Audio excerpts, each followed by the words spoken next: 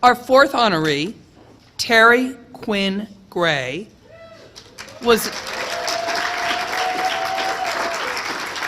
clearly needs no more comments about her, was nominated by Representative Deb Heffernan, who is a member of the Delaware Women's Hall of Fame, as you heard earlier. Teri is a seasoned professional with more than 20 years of technology experience. Teri has served in various capacities ranging from the Citizens Science Experiment Working Group with the Heinz Center for Science to multiple leadership positions within DuPont, to her current role as the Chief Operating Officer at Provivi. Dr. Gray has a big picture mindset. She believes and models data-driven decision-making and has the ability to bring wide-reaching views together through her leadership. She believes in lifelong learning through diverse educational experiences and uses her strong leadership to empower others to execute with excellence. Dr. Gray served as president of the Delaware State Board of Education for 8 years and co-chairs for Delaware STEM Council from 2012 to 2018. Teri is an active locally and nationally in the Episcopal Church. Let's watch to learn more about Dr. Gray's incredible accomplishments. I'm probably not alone in feeling like Teri is my friend, but I felt that way long before Teri probably felt like she was my friend, right? And that's such a gift that certain people have, where you feel like you're the most important person in the room or in their life when you're the center of their attention. And Teri has a way of making people feel that way about themselves. Yeah. Dr. Teri was one of the very first supporters of my Girls Empowerment STEM events. There's people who rise up throughout life, right, and kind of forget where they came from or forget that they still have, I think, kind of a civic duty to give back to others, and Dr. Teri has never forgotten that. I mean, she continues to give back through organizations like DFSME, my own organization. I mean, she just continues to be someone who the public can look up to, especially girls like myself and even younger girls can look up to and say, you know what, I want to be just like her. I want to go into STEM like her. I want to give back like her. I want to be just like her. I had taken a look at all of the people who had ever been chairs of the Delaware Business Leaders Hall of Fame and all of the people that had ever been inducted. It never occurred to me that there were no people of color that had ever served as chairs or that had ever been inducted into the Hall of Fame. And when you look at the population of students that we serve, if these folks are supposed to be they're epitomizing the role models that Junior Achievement puts in front of students every day, that we might be missing something. It was, frankly, a painful conversation for me to have. She listened, she thought for a moment, and when she replied, I knew that I had reached out to the right person, someone who is not in it for herself, but someone who is everything that she rolls her sleeves up for and says yes to. The idea is about making the whole circumstance a better one. And, on top of the incredible work she's done, the fact that she's someone who looks like me and looks like the girls here in Wilmington, I just found that just inspiring. There's a real life role model, real life shero right here, so. I think I had always thought that not thinking of someone by their ethnicity was a good thing. But I came to understand that honoring people's ethnicity and background and race is a preferable thing. And she really helped me and my organization to find a way to interact with the community in a way that instead of being colorblind, to embracing color, you know, in all of its definitions and nuances, and honoring that. I would say personally, Dr. Teri's legacy will be just imparting the wisdom and knowledge that, you know, girls like me, and girls even younger than me can go into STEM, because it can be so easy to believe that we can't, excuse me, when all you see is, you know, to be honest, just white men in STEM. That's the majority. I would say that's pretty, when you think of a scientist or an engineer, you think of a white man, you know? And I want these girls to think of someone like Dr. Teri. I want these girls to think of like someone like me, you know, and know that they can also go into this field. So I think Dr. Teri's legacy will be one of just inspiration and being a role model for people like me.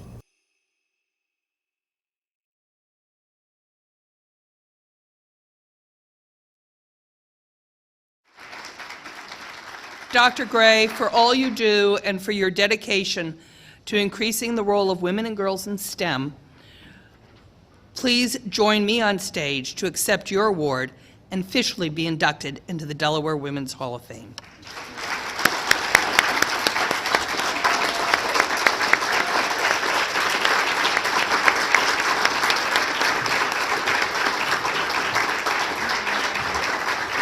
You go for it, right?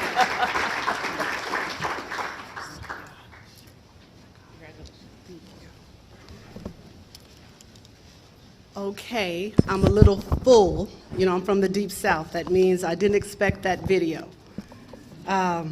Goodness gracious. Okay, good evening. What a blessing and an honor to be here tonight.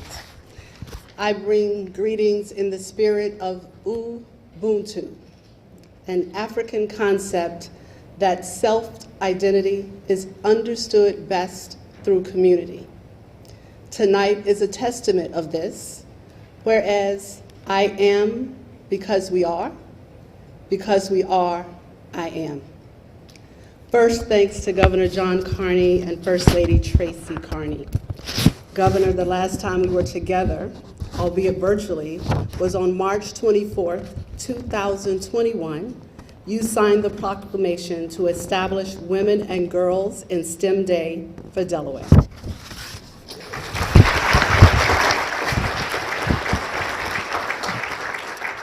And who was the brainchild of that? Not me. It was actually Jacqueline Means, then high school student going to college, who brought together women across this state to say we need to celebrate and do something different. About 52% of college-educated workforce are women. 29% of the STEM workforce are women. Yet 50% of women in STEM careers drop out of their field within the first 12 years. You put a lens of ethnicity on that, and the numbers are single digits for those same statistics. First, let me acknowledge Kay Keenan, Melanie Ross-Levin, and Emily, who I can't remember her last name, but she should get a Nobel Peace Prize for management this past week. Your work to acknowledge and recognize women is so very important, now more than ever. You are helping to rewrite the narrative from one of powerless to powerful of women, girls, men, and boys across the globe. We should all expect greatness rather than be surprised by it. This is what tonight is all about. That said, Anne, Alice, Carolyn, Alona, Carol, and Aida, congratulations. You are amazing, and your stories are part of rewriting this narrative. So I thought I would use my 5 minutes to tell and show you what Ubuntu looks like. I in you, and you in me. Starting with Representative Deb Heffernan. My heart. The fact that this nomination came from you means the world to me. You yourself are amazing. Thank you. Pat Heffernan. We first met in 2009 on the Delaware State Board of Education. We have war scars and laughs for the fight for all children across this state to be reading on grade level. Thank you. Donna Johnson Geist. Again, my heart. You are one of the most kind and smartest people I know. You have always made me better than I intended to be. Congratulations to you and Robert, newlyweds. Let's give them a hand.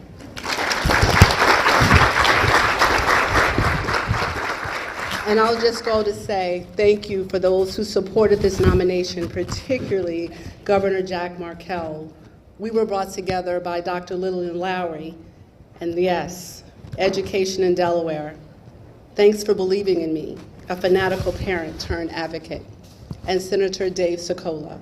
You're a true statesman, and I appreciate your work and your commitment to education in Delaware as well. So let me show you how Ubuntu looks just in this room.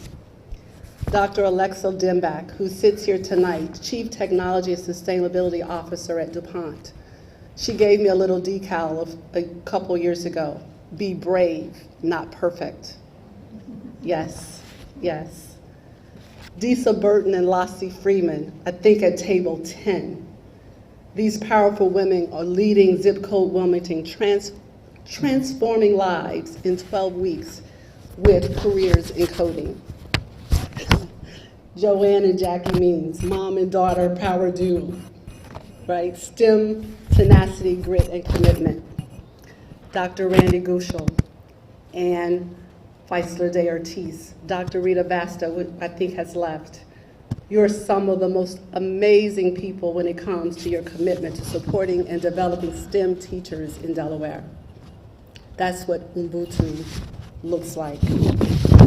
And then I'll go forward to say, one of my church members said to me, I read your bio and nothing about the fact that you're a church lady too. And so also tonight, Anita Applewhite, who drove from Dover to be here, means a lot that you're here. Bob and Gail Riss, you're here. I will say that Bob is my church husband. I think it's okay with Gail and Bernard so far, right? I'm a protege and aide just for his ministry, serving the youth of St. Thomas for more than 30 years. And tonight, two of the most special guests for me here are Audrey Houghton and Claire Keach, two of our confirmands, to actually witness this celebration of servant leadership in action. The Reverend Howell Sasser Jr., rector at St. Thomas, who has been nothing but support for me. And of course, the Right Reverend Kevin S. Brown, the 11th Bishop of Delaware. I know you're not here just for me, but since I have the mic, I'll take the moment to say thanks for your leadership and for your support to me personally. And did you notice the Invite Welcome Connect team in the video? And then let me take it home. Edith LaVon Copeland Blackwell, more than a best friend, godmother to my son. Between us, we've been to more than 30 graduations between ourselves and our children alone. Jalen Bernard Quinn Gray, my son, one of my most favorite people in the world. Good to the core, good to the core. And Nydia, you're here tonight. Thank you. I just got a note from your mama girl who said to me, do your thing, and I know she's sick with COVID. You traveled together from Atlanta to be here tonight.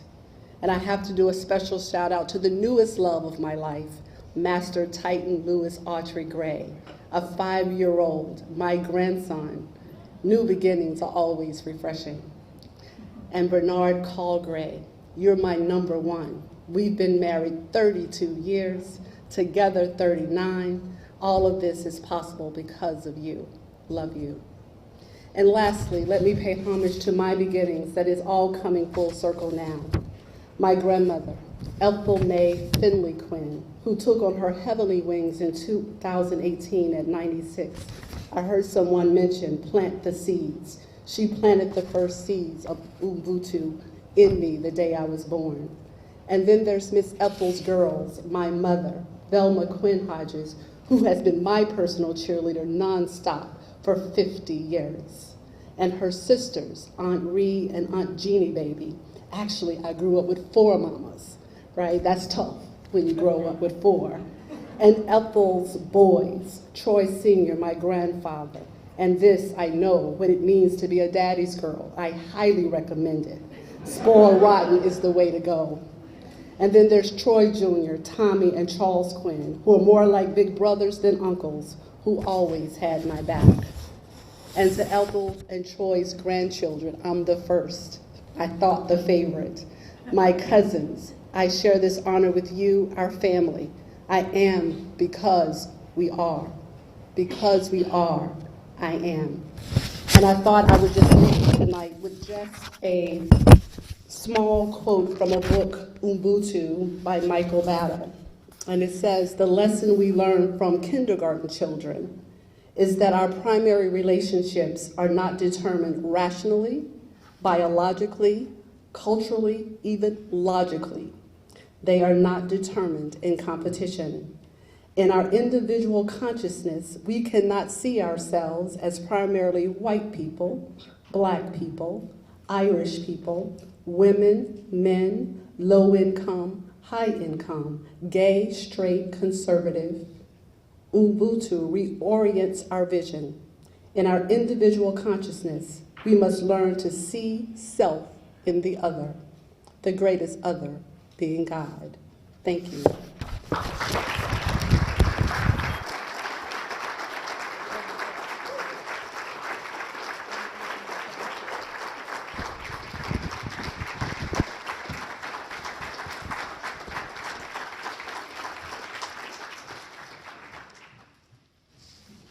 Thank you so much, Dr. Gray, for being with us tonight.